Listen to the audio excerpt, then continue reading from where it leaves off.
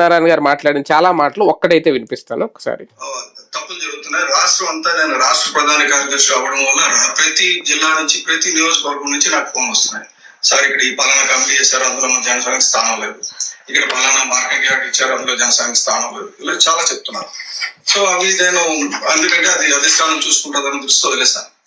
అయితే రాష్ట్ర ప్రధాన కార్యదర్శి నేను నివసిస్తున్న నియోజకవర్గం ఈస్ట్, విశాఖపట్నం ఈస్ట్ లో పాయింట్ ఆఫ్ కాంటాక్ట్ కూడా ఉన్నా, ఒక నియోజకవర్గ స్థాయి నాయకుడు కూడా ఉన్నా.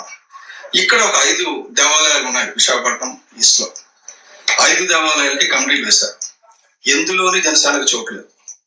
ఇంతకంటే అవమానం ఇంకోటి ఉంటుందని నేను అనుకోవడం.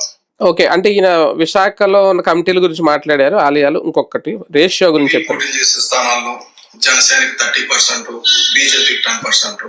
అలాగే జనసేన పోటీ చేసే స్థానాల్లో జనసేనకి 60%, బీజేపీకి 30%, టీడీపీకి 10%.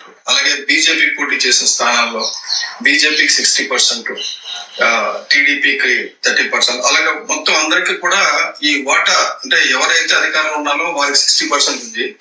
అక్కడ ఎమ్మెల్యే అధికారం లేని దగ్గర కూడా కార్యకర్తలు బలపడాలంటే వాళ్ళకి ఎంతో కొంత పవర్ కావాలనే ఉద్దేశంతో 30% జనసేనకి, 10% బీజేపీకి ఇవ్వాలని తీర్మానం. ఇది సార్, అంటే ఈ రేషియో తెలిసిందే. కాబట్టి ఈయన అనేది ఏంటంటే అసలు అలా జరగలేదు ఎక్కడ. ఈయన ఇంకో మాట కూడా అన్నారు, పదవులు అయితే ఇమీడియట్ గా అందరికి ఇచ్చారు, కానీ ఆ పదవుల్లో ఎవరు జనసేనకి అయితే వచ్చినాయి కానీ జనసేన కార్యకర్తలు ఎవరూ లేరు. అంటే మనం చాలాసార్లు అనుకున్నాం. ఇది ఓపెన్ గా ముందు కూడా అన్నారు, మీరు వినేమంటారు, ఇది నేను అనకూడదు అంతర్గతంగా, కానీ ముందే చెప్తున్నానని చెప్పి ఇదంతా మొదలెట్టారు. ఎలా చూడాలి?